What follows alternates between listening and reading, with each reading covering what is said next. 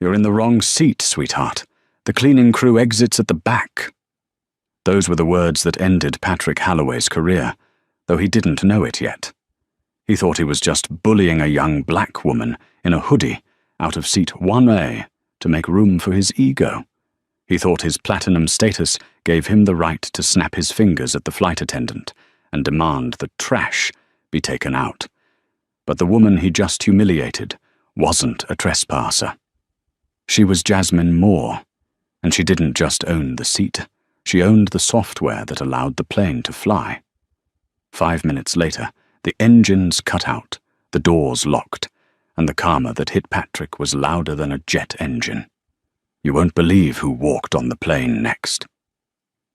The rain at Chicago O'Hare was relentless, sheets of grey water hammering against the floor-to-ceiling glass of Terminal 3.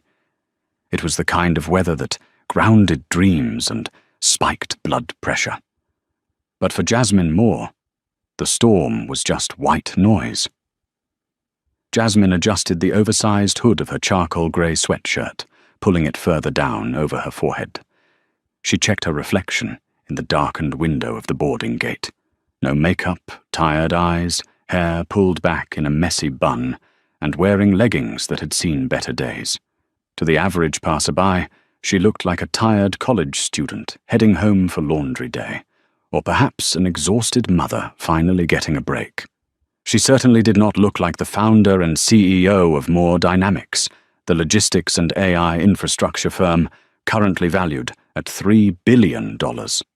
Final boarding call for Flight 394 to London Heathrow. The gate agent's voice crackled over the intercom. "We are now inviting our first class and Diamond Medallion members to board." Jasmine picked up her battered duffel bag. It was an old habit. She owned private jets, but she rarely used them. Jasmine believed that to run a logistics empire that serviced the world's major airlines, she needed to understand the user experience. She needed to feel the cramped seats, taste the stale coffee, and witness the delays firsthand. Today, however, she had treated herself. It had been a brutal week of negotiations in Silicon Valley. She had booked seat 1A, the window seat in first class, intending to sleep for the entire 7-hour flight. She walked up to the podium. The gate agent, a man named Brandon, whose name tag hung crookedly on his lapel, didn't even look up at her face.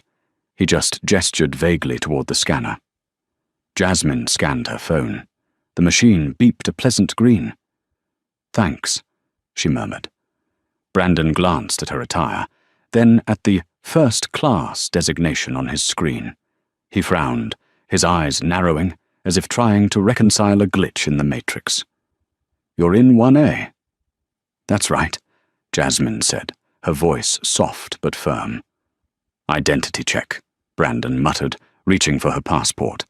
He flipped through it aggressively, bending the spine, looking for a reason, any reason, to pause her. When he saw the stamps from Tokyo, Dubai, Singapore, and Davos, he paused. He handed it back with a grunt. "Go ahead. Turn left." Jasmine walked down the jet bridge. The air grew cooler, smelling of recycled oxygen and aviation fuel. She was ready for a glass of champagne and a warm blanket. She stepped onto the plane, greeted by the lead flight attendant, a blonde woman named Tiffany, with a smile that didn't reach her eyes. "Boarding pass?" Tiffany asked, her tone sharp. Jasmine held up her phone again. Tiffany glanced at it. 1A. Right. Just keep your bag under the seat. The overhead bins in first are reserved for full-fare passengers. Jasmine paused. "I am a full-fare passenger." Tiffany offered a tight, condescending smile. "Of course. Just trying to save space for the business travelers. Go ahead." Jasmine didn't have the energy to argue. She just wanted to sit. She turned left into the first-class cabin. It was dimly lit, luxurious and quiet. The wide leather seats looked like heaven. She walked toward the front, counting the rows. 1F, 1D, 1A. But when she arrived at seat 1A, it was already occupied. Sitting there was a man in his late 40s, wearing a bespoke navy suit that probably cost more than most people's cars. He was sipping a pre-departure whiskey, his legs crossed, typing furiously on a tablet. He had the look of a man who had never been told no in his entire life. Jasmine checked her phone again. Definitely 1A. She cleared her throat politely. "Excuse me, sir." The man didn't look up.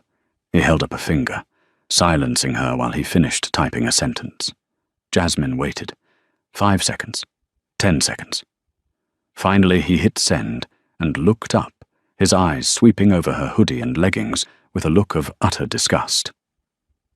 "Can I help you?" "I think you're in my seat," Jasmine said calmly. "I'm in 1A. The man laughed. It was a dry, humorless sound. "You must be mistaken. Economy is that way." He pointed his thumb over his shoulder without looking back. "I'm not mistaken," Jasmine said, stepping closer. "I have 1A on my boarding pass. If you could check yours, I'd appreciate it." The man, whose name was Patrick Halloway, sighed dramatically. He set down his whiskey glass with a clatter. "Listen, sweetheart, I don't know how you got up here. Maybe an upgrade glitch. Maybe you're lost. But I am a Platinum Diamond member. I always sit in 1A. Now, be a good girl and find a seat in the back before you hold up the flight." Jasmine felt a prickle of heat on the back of her neck. It wasn't embarrassment. It was the familiar burn of being underestimated. "Sir, I paid for this seat," Jasmine said, her voice dropping an octave. "Please move." Patrick Halloway turned his body fully away from her, picking up his drink again. "Tiffany!" he barked. Tiffany, the flight attendant from the door, came rushing over. "Yes, Mr. Halloway. Is everything all right?" "This person," Patrick gestured at Jasmine with his glass, sloshing a little amber liquid onto the armrest, "is harassing me. She seems to be confused about the seating arrangement. Can you escort her to her proper section? She's blocking the aisle." Tiffany turned to Jasmine. The smile was gone entirely. "Mum, I need to see your boarding pass again." Jasmine held out her phone. The screen clearly displayed, "More Jasmine." "Seat 1A." Tiffany looked at the screen. Then she looked at Patrick Halloway. Patrick Halloway was a frequent flyer. He was loud, he tipped poorly, but he was status. Jasmine Moore, in her hoodie and sneakers, was a variable. And in Tiffany's world, you protected the status. "There seems to be a double booking," Tiffany lied. She didn't check a computer. She didn't call the gate. She just made a choice. "That's not possible," Jasmine said. "I booked this ticket 3 weeks ago." "Well, Mr. Halloway is already seated," Tiffany said, her voice taking on that sickeningly sweet tone used to talk to children. "And he is one of our premier flyers. So I'm going to have to ask you to take a seat in the main cabin. We have a lovely seat open in row 34. It's an exit row, so there's extra leg room." Jasmine stared at her. "You're kicking me out of my paid first-class seat to put me in row 34 because he's already sitting down? I'm moving you because of an operational error," Tiffany snapped, losing patience. "Now, we need to close the doors. You can either take seat 34B or you can get off the plane. Those are your options." Patrick Halloway chuckled, taking a sip of his drink. "Go on, honey. The view is the same from the back. Less glare on your phone." Jasmine looked at Patrick. She looked at Tiffany. She looked around the cabin. A few other passengers were watching. A businessman in 2B looked uncomfortable but said nothing. A woman in 2A was actively filming with her phone, but hiding it behind a magazine. Jasmine took a deep breath. She could make a scene. She could call security. She could pull the "Do you know who I am" card. But Jasmine Moore played the long game, always. 34B, Jasmine repeated. "Yes," Tiffany said, pointing to the curtain. "Right now." "Okay," Jasmine said. She didn't scream. She didn't cry. She simply adjusted her grip on her duffel bag and turned around. As she walked away, she heard Patrick mutter, loud enough for her to hear, "Affirmative action, finally failing where it counts." Jasmine didn't stop. She walked through the curtain, past the economy comfort section, past the bulkhead, all the way to row 34. She squeezed into the middle seat, 34B, between a young man asleep with his mouth open and an older woman knitting a scarf. The older woman, whose name was Martha, looked at Jasmine with kind, watery eyes. "You look like you've had a rough day, dear. Did they bump you?" Jasmine buckled her seatbelt. She pulled out her phone. "Something like that." "That's a shame," Martha said. "Here, have a peppermint." Jasmine took the candy. "Thank you." She unlocked her phone. She didn't open Instagram. She didn't open text messages. She opened a secure app with a blue shield icon. MD Admin. It was the administrative override for More Dynamics Logistics software.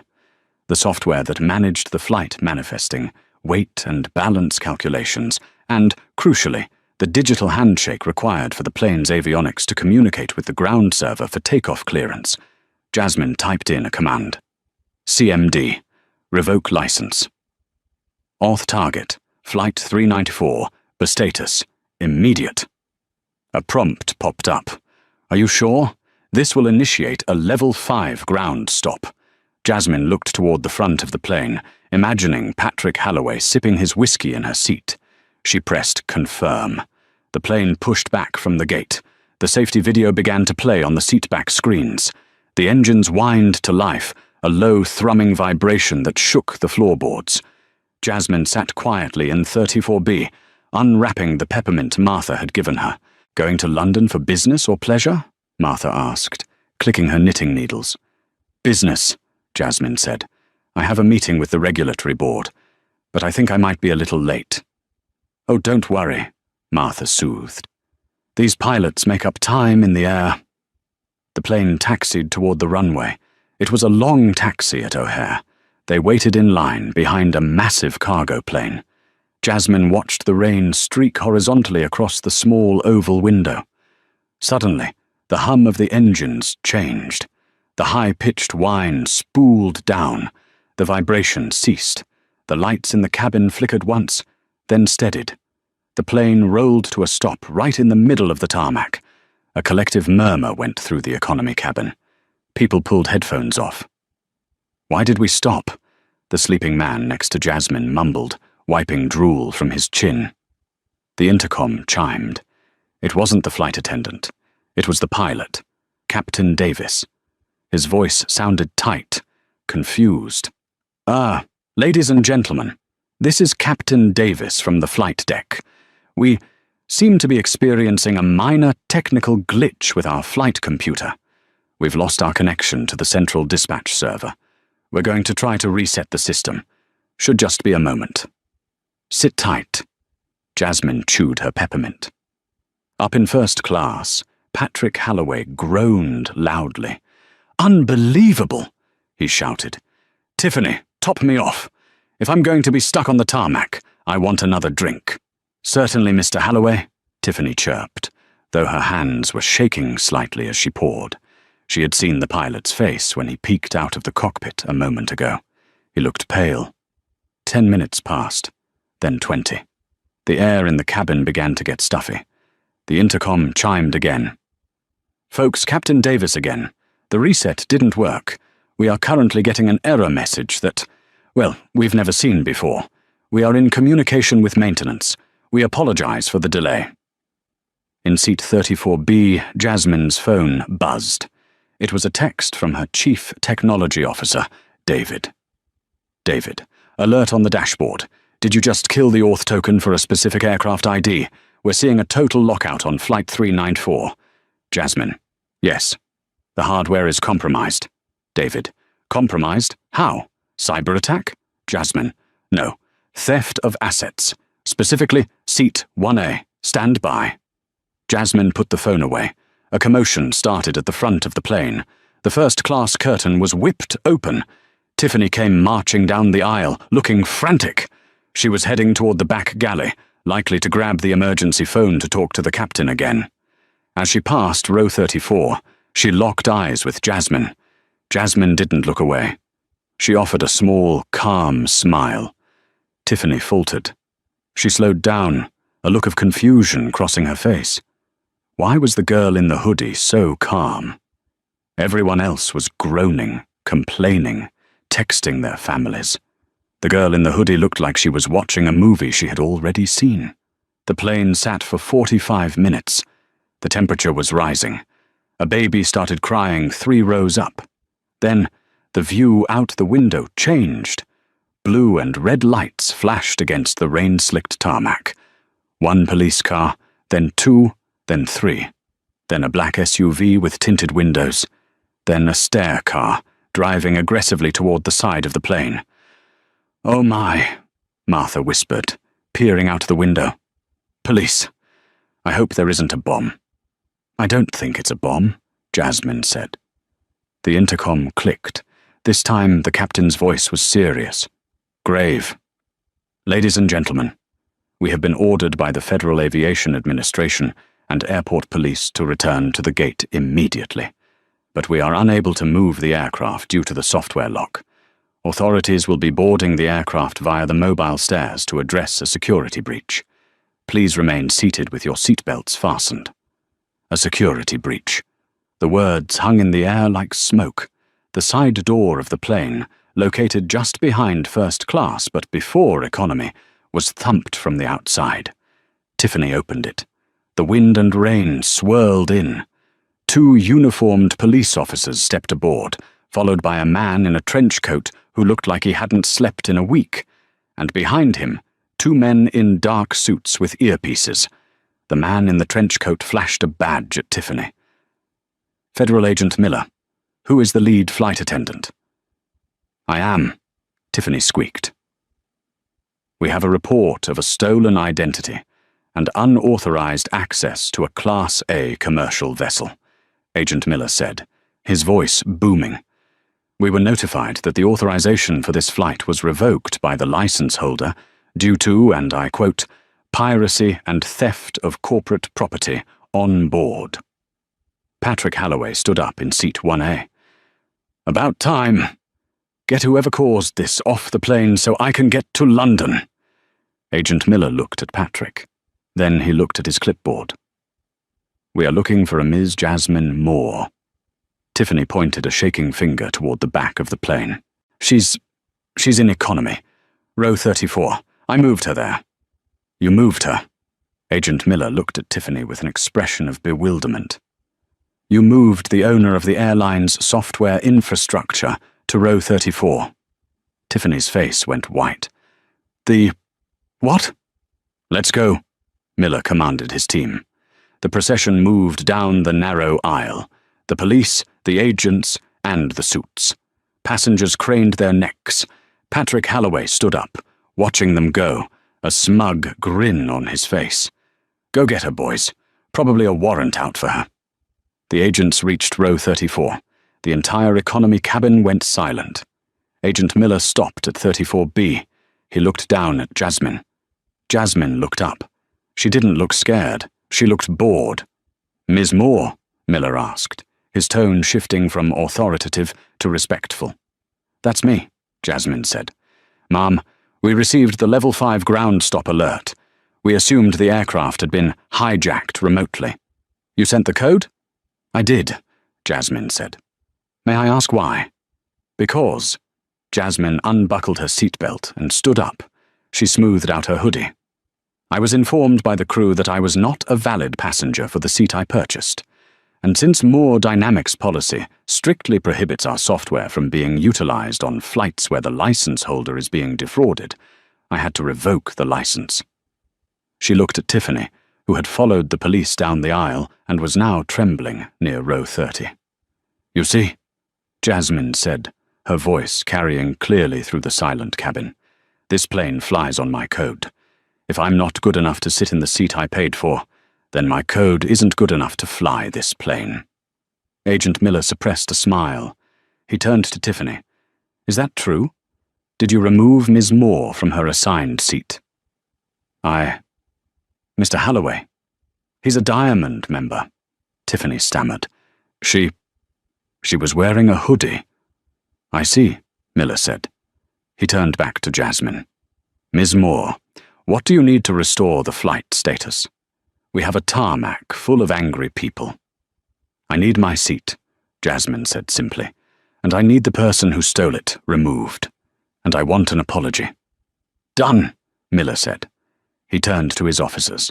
Escort Ms. Moore to the front and go remove the passenger in 1A.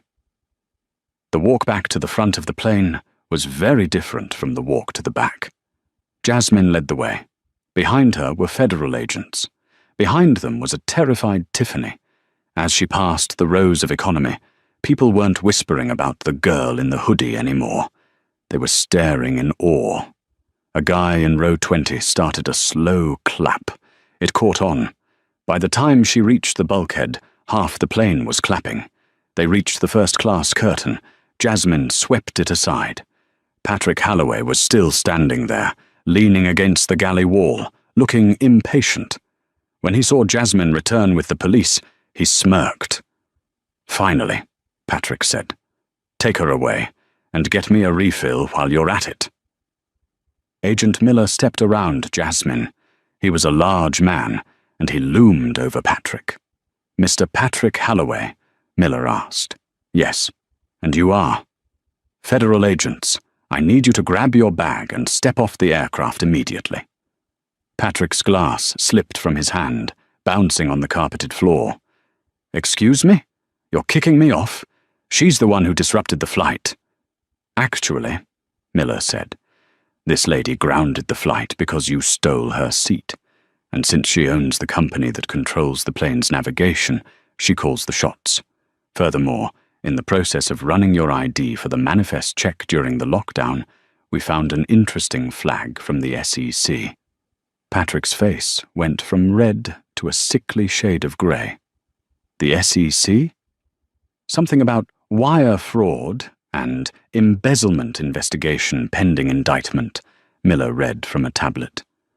Seems you were trying to leave the jurisdiction before the warrant dropped tomorrow morning. Looks like this delay was just enough time for the system to catch up with you. The cabin went dead silent. The other first-class passengers gasped. That's a lie, Patrick stammered. I'm a businessman. You're a fugitive, Miller said. He nodded to the uniformed officers. Cuff him. You can't do this. Do you know who I am? Patrick screamed as the officers grabbed his arms and spun him around. The cold steel of the handcuffs clicked shut. We know who you are, Jasmine said, stepping forward. She stood right in front of him, looking him in the eye. You're the guy who sat in my seat. You beach, Patrick spat. You ruined everything. No, Patrick, Jasmine said coolly. You did. All you had to do was check your boarding pass. You just had to be decent. But you judged a book by its cover, and now the library is closed. The officers hauled Patrick toward the door. He kicked and screamed, dragging his feet, his expensive Italian loafers scuffing the floor. Tiffany, help me! Tell them! Patrick shrieked. Tiffany looked at the floor, refusing to make eye contact. As they dragged him out into the rain, the first-class cabin erupted into applause. The woman in 2A, who had been filming, shouted, That's going on TikTok right now. Jasmine turned to Agent Miller. Thank you, Agent. My pleasure, Ms. Moore, Miller said. I assume you can unlock the flight controls now? Give me 30 seconds, Jasmine said. Miller tipped his imaginary hat and exited the plane. Jasmine turned to Tiffany. The flight attendant looked like she was about to faint. Tears were streaming down her face. Ms. Moore, I am so sorry, Tiffany sobbed. I didn't know. I saw the clothes and I just assumed. I should have checked. Please don't fire me. I have a mortgage. Jasmine looked at her. She wasn't a cruel woman. She was a businesswoman. I'm not going to fire you, Tiffany, Jasmine said. Tiffany let out a breath of relief. Oh, thank you. Thank you so much.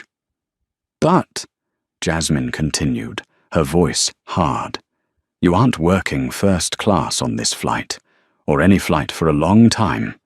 You're going to swap with the attendant in the rear galley. You're going to serve economy. You're going to learn what it's like to treat every single passenger with respect, regardless of what they're wearing. Tiffany nodded frantically. Yes.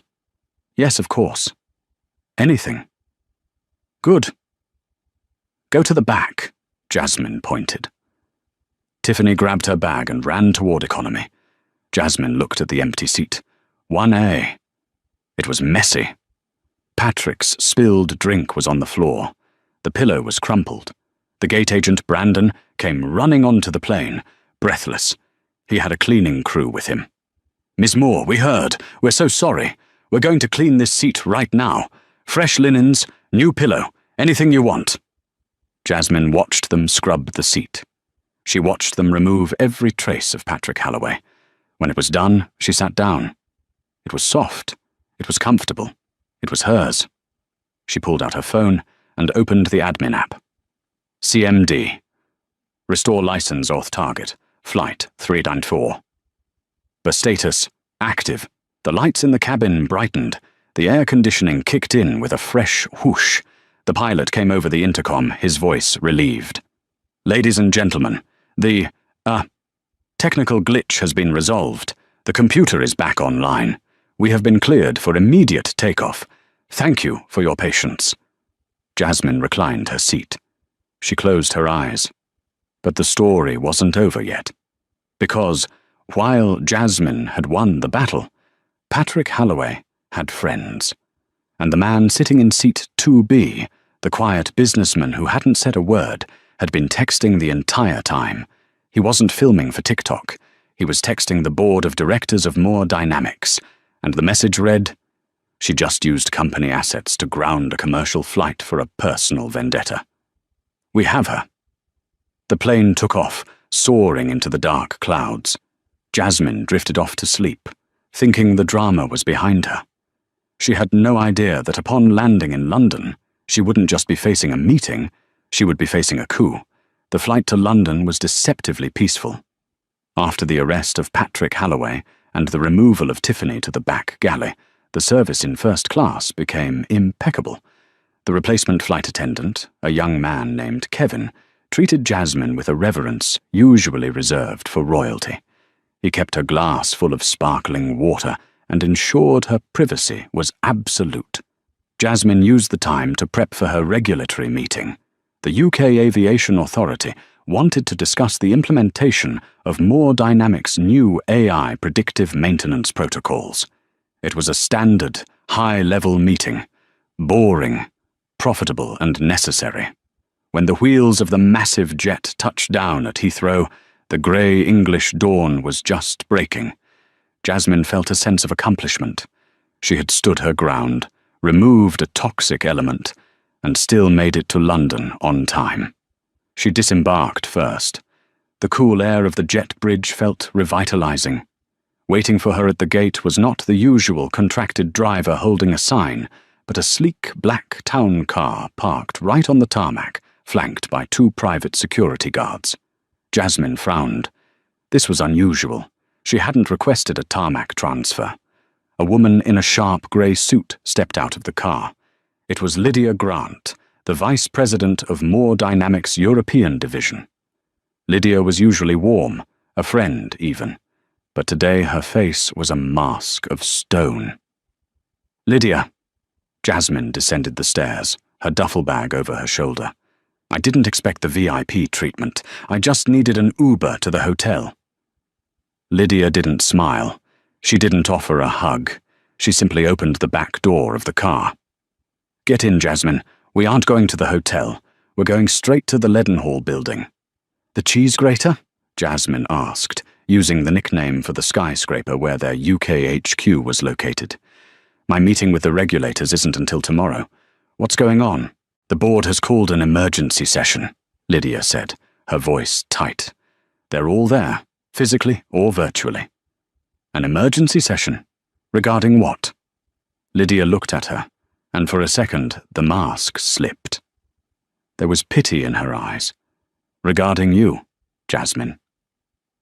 The ride into the city was silent. The rain streaked the windows, blurring the passing London skyline. Jasmine checked her phone, but her access to the company servers, the same access she used to ground the plane, was suddenly lagging. She tried to open her email. Connection error. She tried to open the Slack channel. Account suspended. A cold knot formed in her stomach. They arrived at the Leadenhall building. The elevator ride to the 45th floor felt like an ascent to the gallows. When the doors opened, the office was eerily quiet. The receptionists wouldn't look at her. Lydia led her into the main conference room. It was a glass-walled aquarium of corporate power. Sitting at the long mahogany table was the chairman of the board, Arthur Pendergast, and sitting next to him, looking remarkably fresh for having just flown 7 hours, was the man from seat 2B. Jasmine stopped in the doorway. "You," she whispered. The man from 2B smiled. He was a shark in a human suit. "Hello, Jasmine. I don't think we've been formally introduced. I'm Charles Weatherby. Oh wait, no, sorry. I go by Charles Weatherby now, consultant for the board." Jasmine dropped her bag on the floor. "You were on the flight. You saw what happened?" "I did," Charles Weatherby said, leaning back.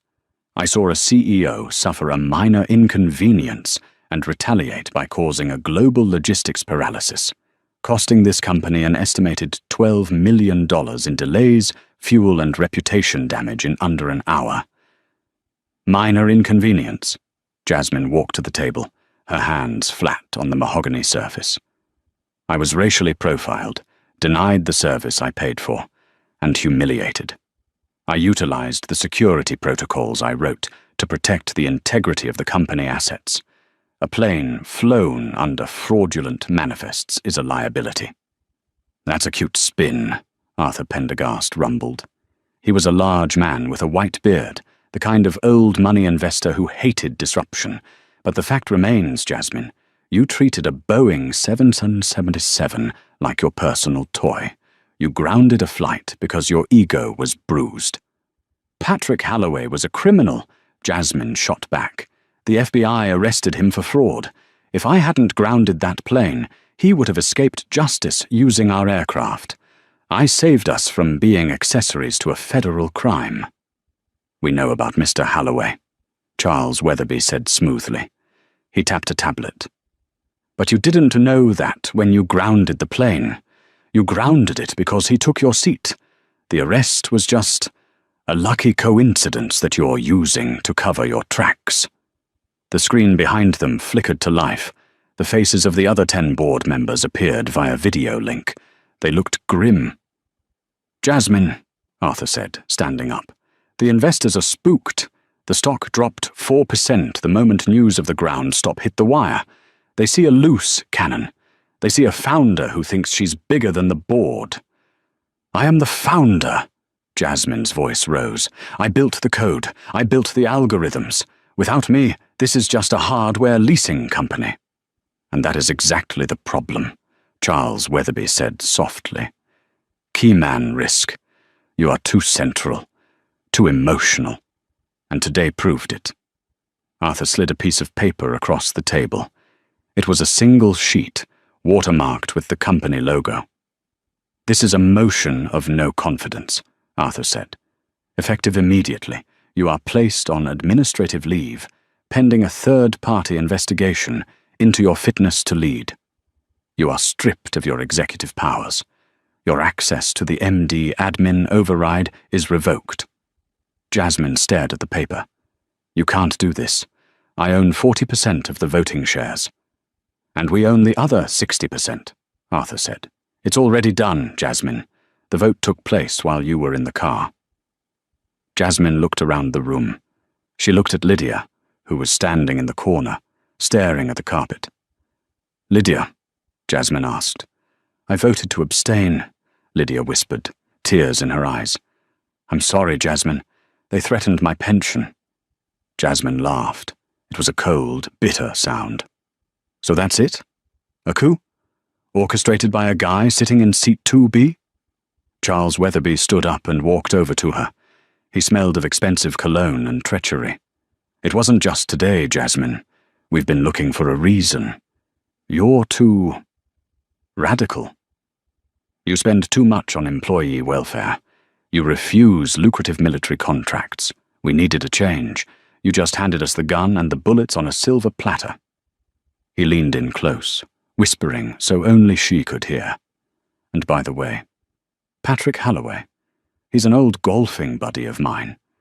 I knew he'd take your seat. He's an arrogant prick. I just bet on his arrogance triggering your temper. And you didn't disappoint." Jasmine felt the blood drain from her face. It was a setup, a bait. "Get out," Arthur Pendergast said, pointing to the door. "Security will escort you. Do not speak to the press.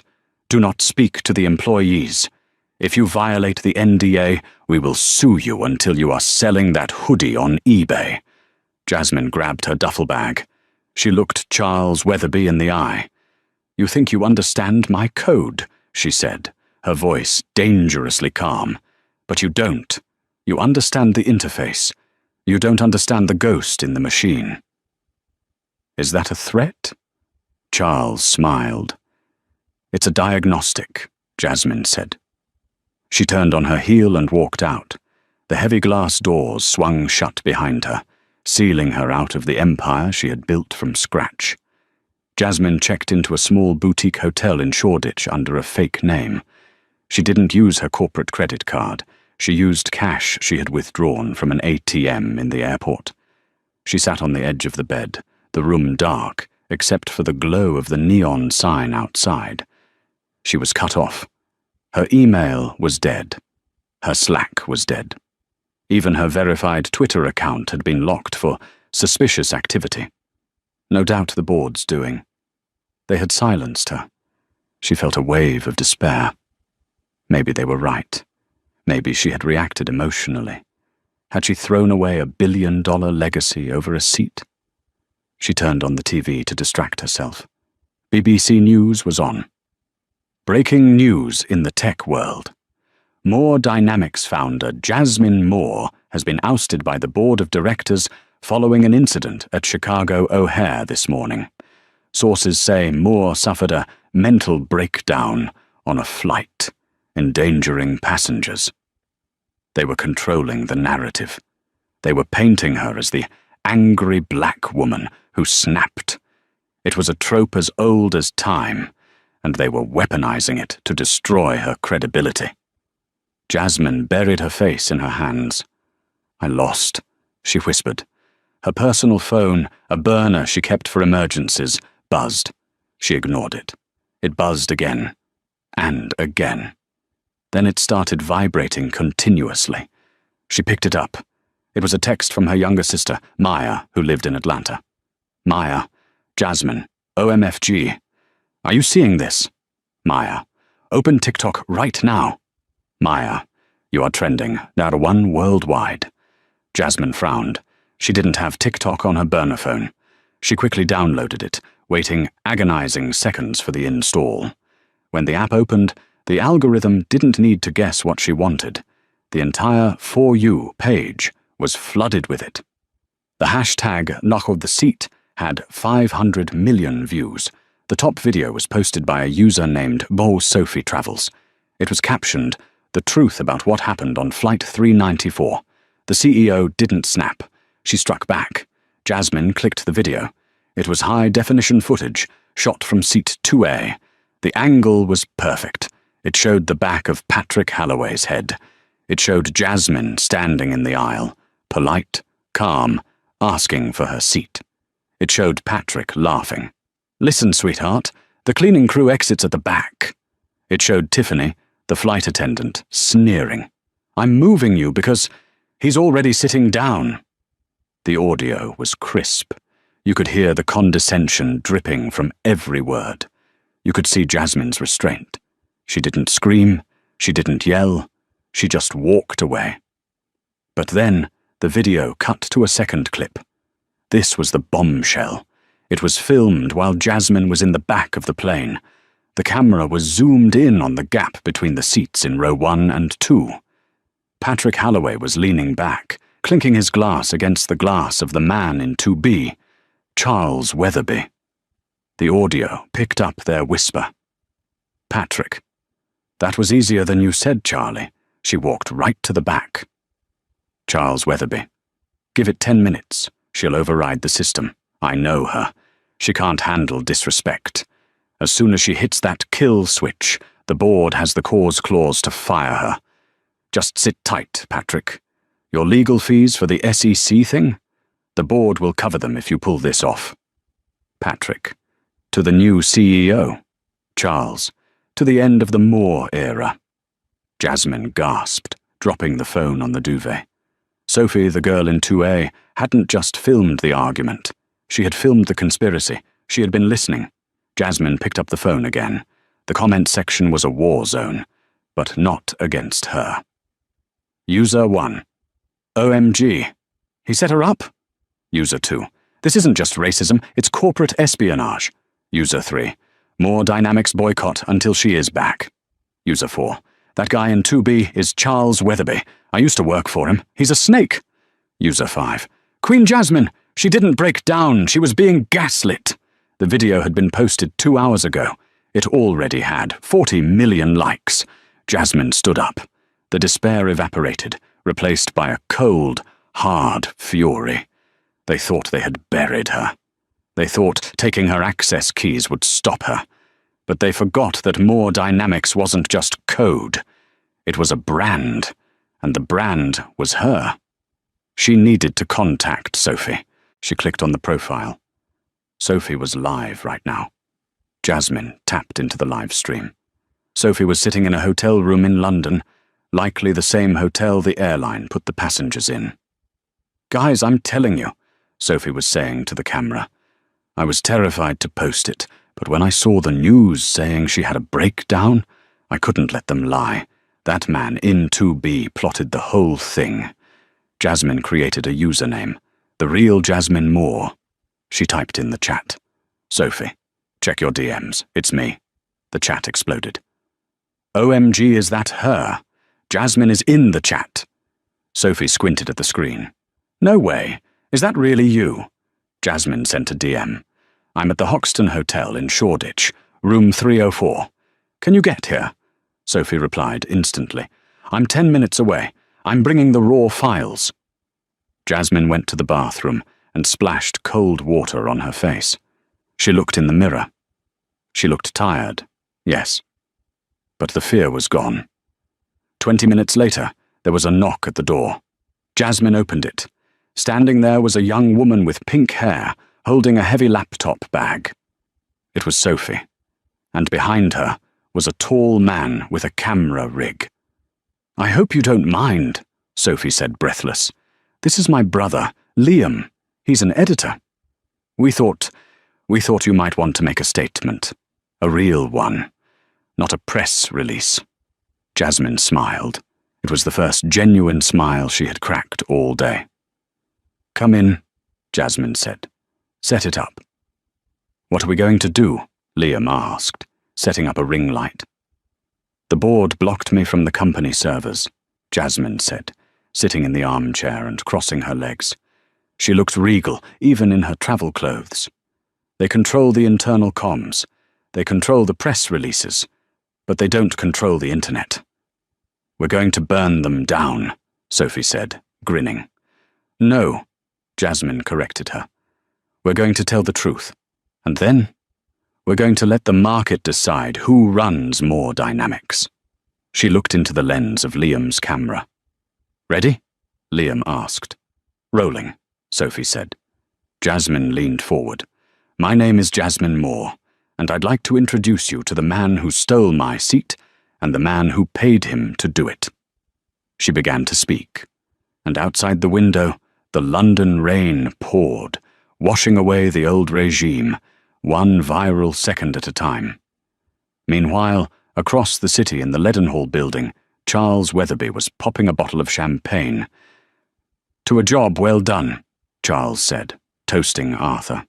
The stock is stabilizing. She's gone. No noise. Arthur's secretary burst into the room. She didn't knock. Her face was pale. Mr. Pendergast, Mr. Weatherby, she stammered. What is it? Arthur snapped. We are celebrating. You need to look at YouTube, she said. The live stream has 2 million viewers, and it's climbing by 100,000 every minute. Charles Weatherby's smile faltered. What live stream? Jasmine's, the secretary said. She's playing the audio from the plane. The audio of you, Charles. Charles dropped his glass. It shattered on the floor, champagne soaking into the expensive rug. The karma hadn't just hit back, it had gone nuclear. The Leadenhall building, usually a bastion of quiet, ruthless efficiency, had descended into anarchy. In the boardroom on the 45th floor, the silence was replaced by a cacophony of ringing phones. Every landline in the room was lighting up, the notification chimes from 11 different tablets blending into a single, discordant shriek. Arthur Pendergast sat slumped in his chair, his face ashen. He stared at the large screen on the wall, which was no longer displaying the stable stock ticker of Moore Dynamics, MDYN. Instead, it broadcasted a live feed of Jasmine Moore's stream. On the screen, Jasmine held up a printout. They called it a glitch, her voice echoed through the boardroom. But listen to the timestamp. This conversation between board consultant Charles Weatherby and Patrick Halloway happened 40 minutes before I grounded the plane. This was premeditated. Arthur turned his gaze to Charles. The look was not one of partnership anymore. It was the look a trapped animal gives the bait. You said he wouldn't be recorded, Arthur whispered. You said Sophie Travels was just a nobody. Charles paced, sweating through his bespoke suit. It's a deep fake, he snapped, frantically typing on his phone. We claim it's AI-generated. Get the PR team in here. The PR team just resigned, Charles, Arthur roared, slamming his fist on the table. The head of communications walked out. She said she isn't going to jail for us. The door burst open. An IT technician stood there, looking terrified. Mr. Pendergast, you need to see the lobby. Arthur and Charles rushed to the floor-to-ceiling windows. 45 stories down, the plaza was swarming. It wasn't just a few protesters, it was thousands. The internet had mobilized with terrifying speed. Signs were already visible. Stand with Jasmine and arrest Weatherby. It's just a mob, Charles said, though his voice shook. Markets don't care about mobs. Look at the ticker, Arthur pointed. MDN, 180 Tassos lads towards 50. That's 18.4%. The stock was in freefall. Billions in market cap were evaporating as institutional investors panicked. No one wanted to hold stock in a company run by conspirators facing federal indictments. Halt trading, Charles yelled. We can't, Arthur said, sinking into his chair. The SEC has flagged us. The DOJ is opening an investigation. We are radioactive. Meanwhile, in Shoreditch, room 304 of the Hoxton Hotel had become a war room. Jasmine sat on the bed, her laptop balanced on her knees. Sophie monitored the social media feeds, while Liam managed the stream. CNN, BBC, Al Jazeera, Sophie called out. They all want an interview. Tell them I'll speak when the board resigns, Jasmine said calmly. Her secure burner phone buzzed. It was David, her CTO in Silicon Valley. David, Jasmine answered. Tell me good news. I'm living a nightmare. David's voice was tight with adrenaline. Jasmine, security just tried to lock down the server room. They have orders from Weatherby to scrub the admin logs. If they delete those, they destroy the proof that you grounded the plane legitimately. Jasmine's eyes widened. David, you cannot let them in.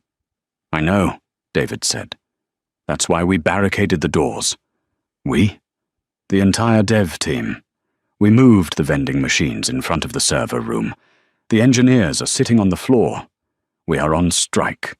Nothing moves in or out of Moore Dynamics until you are reinstated.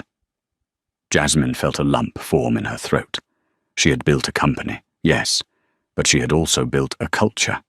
When she had nothing, they were shielding her. Thank you, David. Hold the line. Always. Lydia Grant is on the other line. Patching her through. Jasmine. Lydia's voice was a whisper. She was still in the London office, in the belly of the beast. They're shredding documents. Charles is trying to destroy the paper trail of the payments to Patrick. He can't destroy the bank records, Jasmine said. I can stop them now, Lydia said, her voice strengthening. I have the physical keys to the archives. I'm locking them out, and I'm calling the police to report destruction of evidence. Lydia, they'll fire you, Jasmine warned. Let them, Lydia said. I saw the video. I'm done being scared. The line went dead. Jasmine looked up at Sophie and Liam. The team is fighting back. We have the leverage. She stood up and walked to the window, looking out at the rainy London streets. She thought about seat 1A. It wasn't just a chair. It was a symbol of her right to exist in the space she had earned. The bylaws, Jasmine said suddenly. Article 15, Section 4, Sophie typed furiously. Here, in the event of a catastrophic loss of shareholder value defined as greater than 20% in 24 hours, any shareholder with more than 5% equity can call for an immediate emergency general meeting to dissolve the sitting board. Jasmine smiled. I have 40% equity, and the stock just hit minus 21%. She grabbed her coat. The despair of the morning was gone, replaced by the cold calculation of a CEO.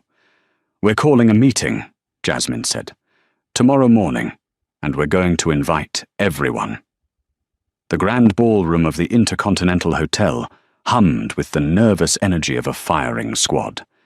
Every major news network broadcasted, live as thousands of shareholders packed the room, their eyes fixed on the stage. On one side sat the remnants of the board, Arthur Pendergast and Charles Weatherby, looking isolated under the harsh spotlights. The court-appointed moderator opened the floor. Arthur stood first, his voice trembling as he addressed the hostile crowd. We acted for stability. Ms. Moore is volatile. To burn down a company over a seat? Is that leadership? A deafening roar of boos answered him. Arthur slumped back into his chair, defeated. Charles Weatherby grabbed the microphone, his arrogance undimmed. He sneered at the audience. You people don't understand. Business is war. I did what was necessary to protect the stock price. She is a liability. If you vote her back in, she'll ground another plane just to soothe her ego. I protected your dividends. I care about integrity, a clear voice rang out from the back of the hall.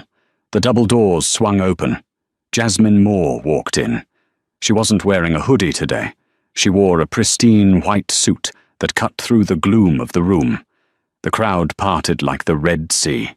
Flanked by Lydia Grant, David, and Tiffany, the flight attendant, Jasmine ascended the stairs to a hushed silence. She ignored the empty chair and stood directly at the podium, facing the shareholders.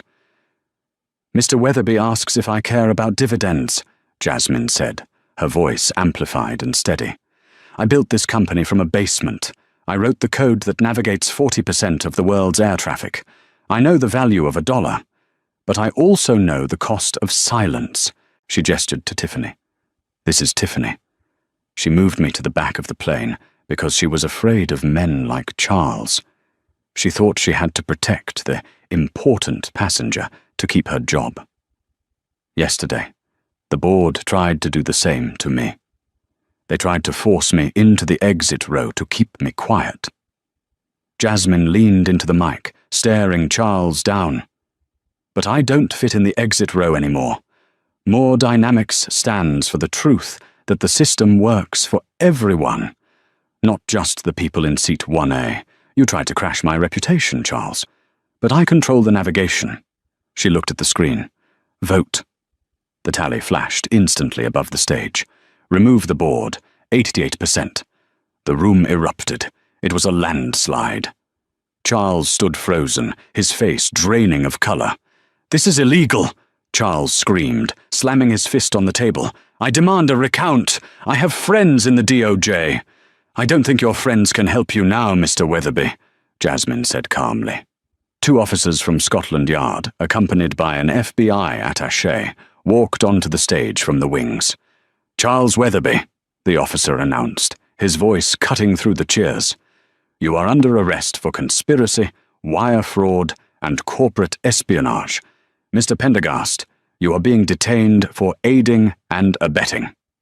As Charles was handcuffed and dragged away, kicking and screaming, Arthur Pendergast wept into his hands. The crowd went wild, cameras flashing as the old regime was physically removed from the stage. Jasmine turned to Lydia Grant, whose eyes were shining with tears of relief. "Lydia, I believe there are some vacancies on the board." "I believe there are," Lydia smiled. "And David," Jasmine called to her CTO, "get the servers back online. We have planes to fly." "On it, boss," David grinned, pulling out his phone. Jasmine looked out at the sea of cheering faces, her employees, her investors, her people. She raised a hand, silencing the room one last time. "Thank you," she said simply. "Now, if you'll excuse me, I have a flight to catch, and this time I'm checking the seat assignment personally." 1 year later, the sun was setting over the Pacific Ocean as the Gulfstream G650 descended toward San Francisco. Jasmine Moore sat in seat 1A. She was reading a magazine, Forbes. Her face was on the cover.